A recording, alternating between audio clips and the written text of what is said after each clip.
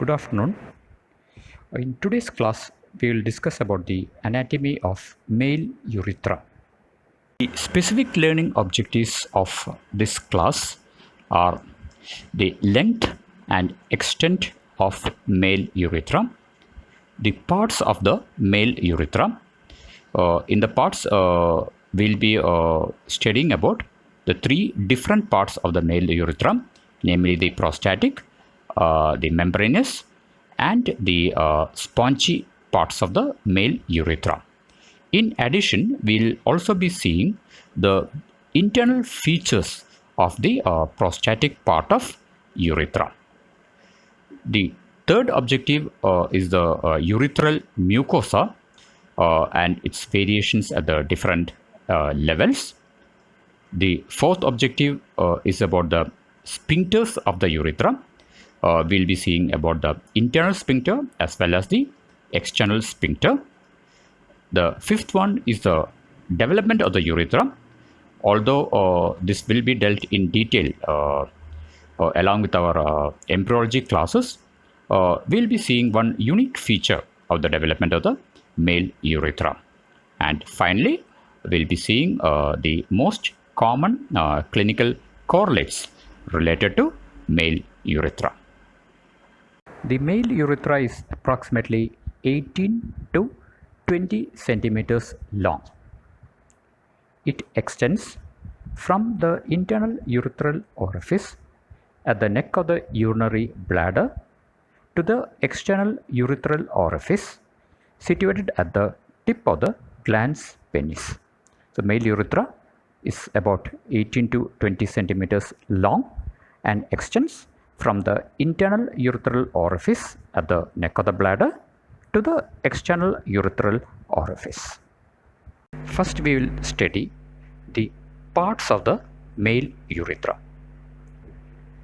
The male urethra is divided into three parts according to its location.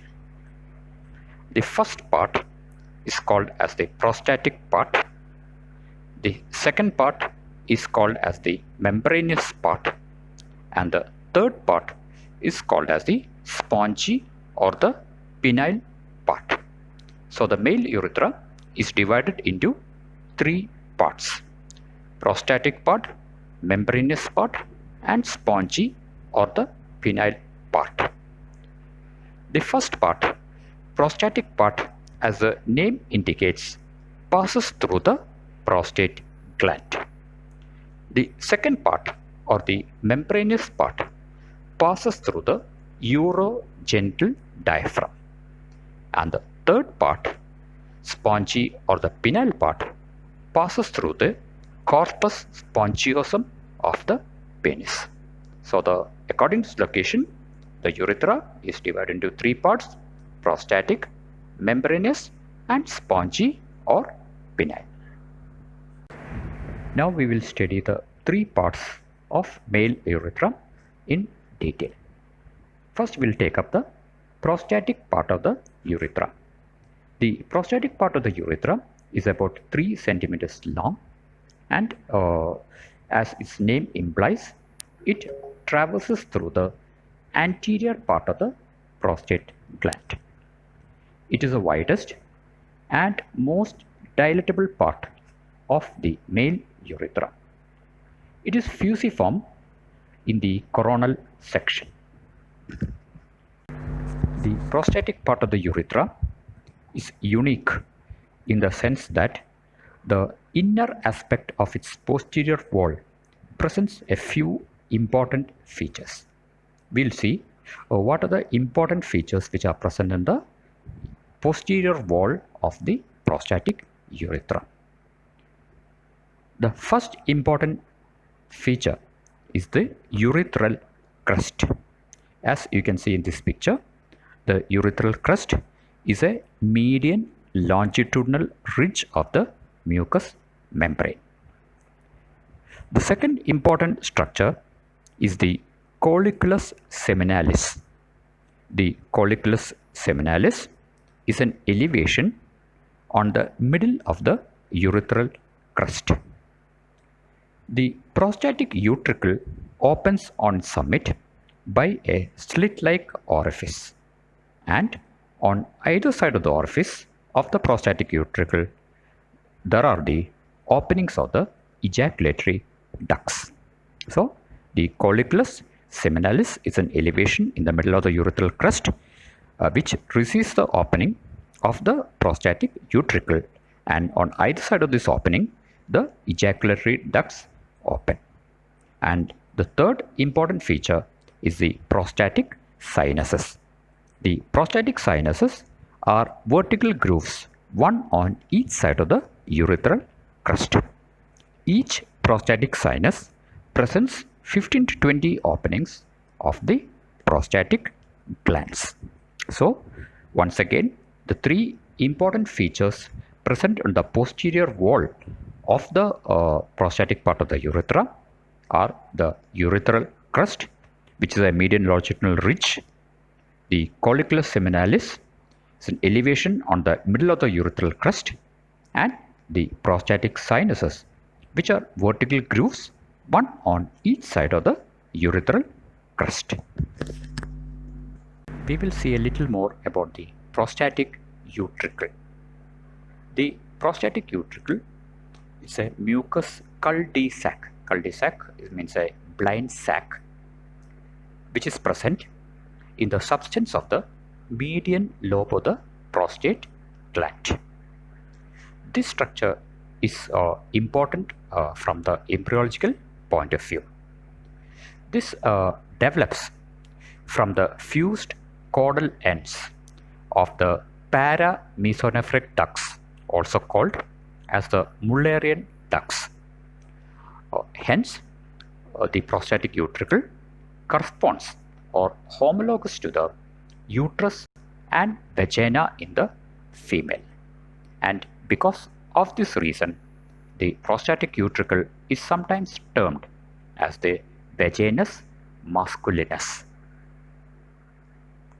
Now we will see the second part of the male urethra, that is a membranous spot. The membranous part of the urethra is about 2 centimeters long. It passes through the urogenital diaphragm and pierces the perineal membrane about 2.5 centimeters below and behind the pubic symphysis. The membranous spot is surrounded by the sphincter urethrae muscle, which serves as the voluntary external sphincter of the bladder.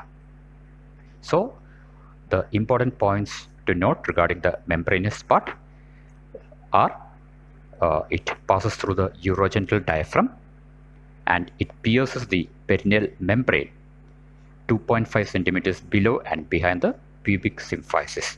And the third important point is that it is surrounded by the sphincter urethrae muscle, which serves as the voluntary external sphincter. As you know already, the narrowest part of the urethra is the external urethral orifice. With the exception of the external urethral orifice, the membranous part is the narrowest and least dilatable part of the urethra. So, apart from the external urethral orifice, this membranous part is the narrowest and least dilatable part of the urethra. Numerous mucous glands are often seen in this part of the urethra, and in cross section its lumen appears star shaped. Coming to the third part of the male urethra, that's the spongy or the penile part. This is the longest part of the male urethra. It's about 15 centimeters long. The spongy part, as the name suggests, passes through the corpus spongiosum of the penis. It first passes upward and forward in the bulb of the penis to lie below the pubic symphysis. Then it bends downward and forward and traverses the corpus spongiosum in the free part of the penis and terminates at the external urethral orifice just below the tip of the glans penis. So the spongy part is about 15 centimeters long, traverses through the corpus spongiosum, first passing upward and forward in the bulb of the penis, then passes downward and forward and traverses the corpus spongiosum in the free part of the penis and terminates as the external urethral orifice just below the tip of the glans penis. The spongy part of the urethra presents two dilatations. The first dilatation is seen in the bulb of the penis, where it forms the intrabulbar fossa. So the first dilatation in the bulb of the penis to form the intrabulbar fossa, which is about 3 centimeters long. The second dilatation of the spongy part is in the glans penis, where it forms the navicular fossa or the terminal fossa. The second dilatation is in the glans penis to form the navicular or the terminal fossa, which is about 1.25 centimeters long. The spongy part of the urethra presents two dilatations in the bulb of the penis to form the intrabulbar fossa and in the glans penis to form the navicular fossa. If you examine the cross section of the spongy part of the urethra, the shape of the spongy urethra differs in different parts. For example, in the bulb of the penis, it is somewhat trapezoid shape.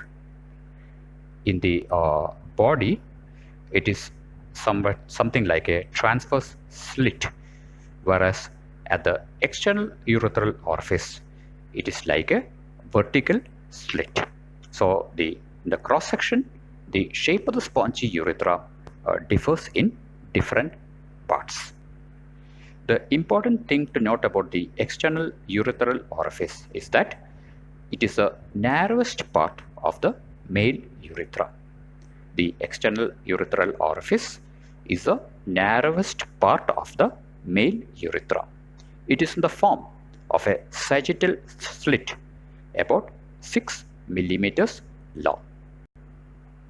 Now we will examine the mucosal lining of the male urethra. The urethral mucosa presents regional variations. First we will take up the prostatic urethra.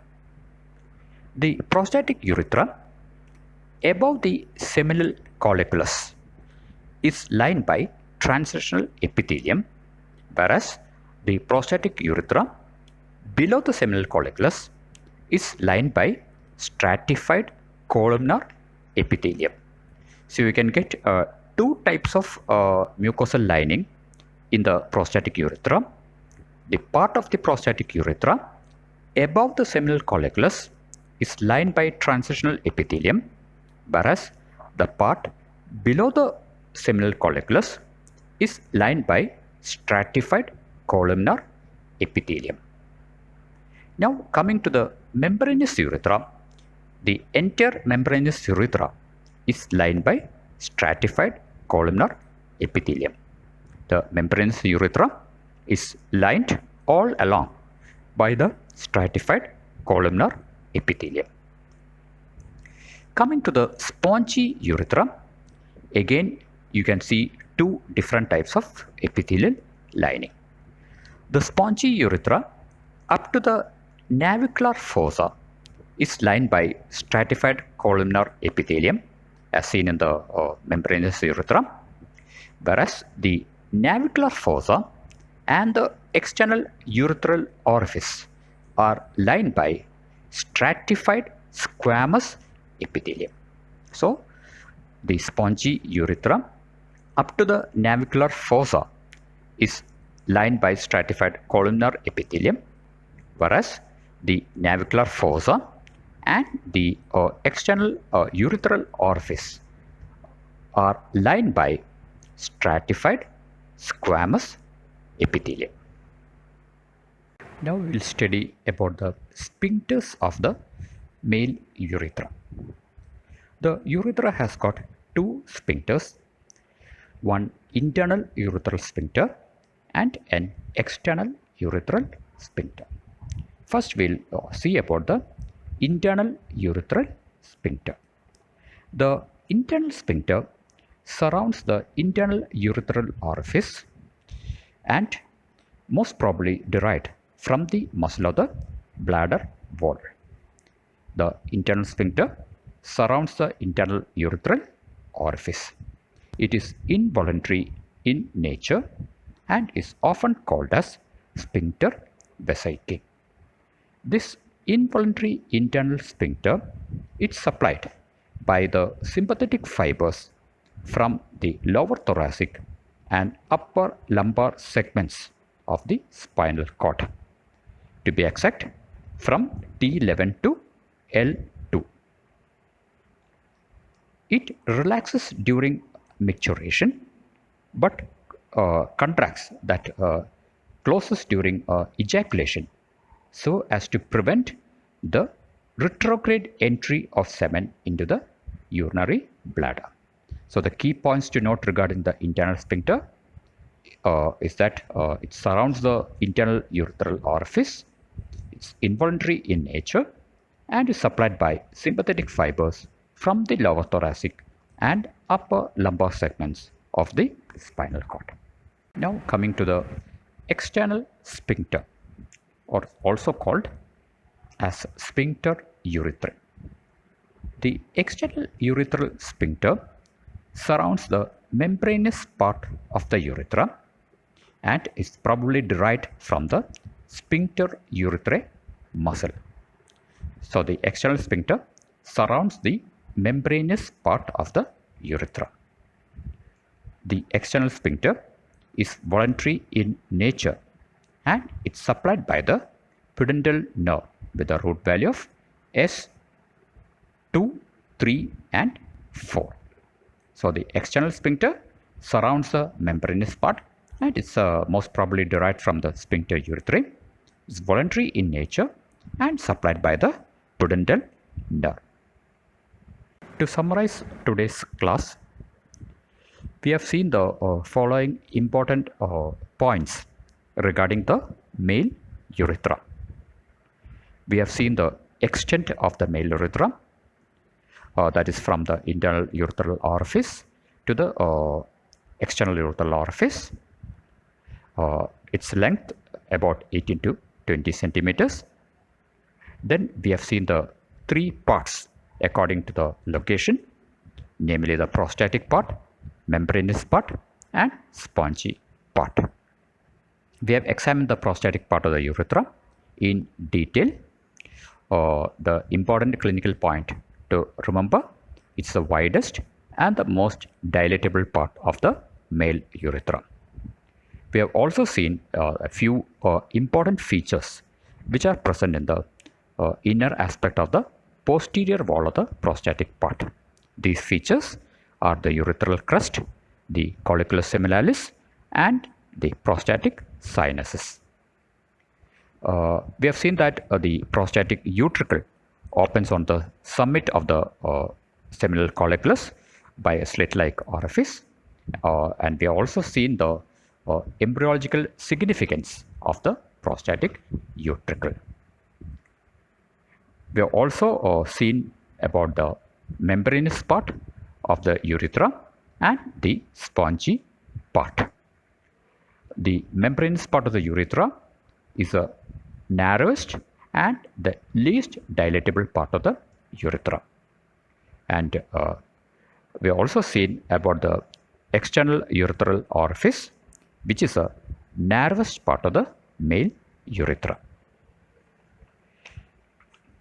Then we have seen the differences in the urethral mucosa according to the location.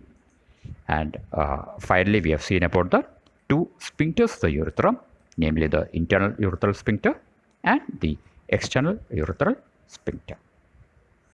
Coming to the clinical anatomy of the male urethra, we'll try to see two important clinical correlations, especially rupture of the male urethra and also catheterization of the male urethra. First, we'll take up the rupture of the urethra. Any rupture of the urethra leads to extravasation or escape of urine. The most common site of rupture is the bulb of the penis just below the urogenital diaphragm. This type of injury usually results following a fall astride a sharp object. So in this case, the urethra is crushed against the edge of the pubic bones. The urine extravasates first into the superficial perineal pouch and passes forwards over the scrotum, penis and anterior part of the anterior abdominal wall deep to the membranous layer of the superficial fascia. So this is called as superficial extravasation. If the urethra ruptures above the urogenital diaphragm, then the urine escapes above the deep perineal pouch and may pass upwards around the prostate and the bladder in the extraperitoneal space. So this is called as deep extravasation. The few important points to note regarding rupture of the urethra is that one, a rupture usually results in extravasation of urine. The most common site of rupture is the bulb of the penis just below the urogenital diaphragm. Usually results from a fall astride a sharp object. And such a type of injury usually leads to superficial extravasation of urine. To catheterization of the male urethra. Catheterization is a most commonly done procedure in the male urethra. It is usually done in patients who are unable to pass urine and their bladders are distended due to the retention of urine, which leads to severe discomfort and pain in the hypogastric region. While passing a urinary catheter, one should remember the length and the normal curvatures of the urethra. So the important points to be kept in mind when catheterizing a male patient are the length of the urethra and the normal curvatures of the male urethra. You should also know that immediately above the external urethral meatus, the urethra presents a large mucosal recess which is guarded by a mucosal fold which may catch the tip of the catheter. The catheter should therefore always be introduced into the urethra with its beak turned downwards to avoid this mucosal fold. Otherwise, the forceful insertion of a catheter may create a false passage in the urethra, or in some cases, even it may rupture the urethra. So, the catheterization of the male urethra is to be done keeping in mind the anatomy of the male urethra. The development of the male urethra is also somewhat important from your examination point of view. We'll take up the development of the male urethra in our embryology class on the development of the urogenital system. Okay. At this juncture, I wish to convey a very unique point regarding the development of the male urethra. You can note that it is one of the very few anatomical structures that is embryologically derived from all the three germ layers, which means that the male urethra, it's formed partly from ectoderm, partly from mesoderm, and partly from endoderm. So it has contributions from all the three germ layers. We'll see the detailed development of the male urethra during our embryology class. A small homework for you. Uh, uh, are you able to recollect any other structure which already studied, which is derived from all the three germ layers, or any anatomical structure which has a contribution from all the three germ layers? Try to find it out. Before we conclude, the most important questions you are likely to get from this topic. Of course, male urethra is a very frequently asked short uh, essay question of 8 marks. The important points in such a short essay to be highlighted are one, the extent, the parts. You have to mention the three parts, and you have to describe in detail the prostatic part along with the features on the posterior wall of the prostatic urethra. You also have to describe in detail the membranous part of the urethra. You have to mention regarding the variations in the urethral mucosa, and you also have to tell briefly regarding the two sphincters of the urethra.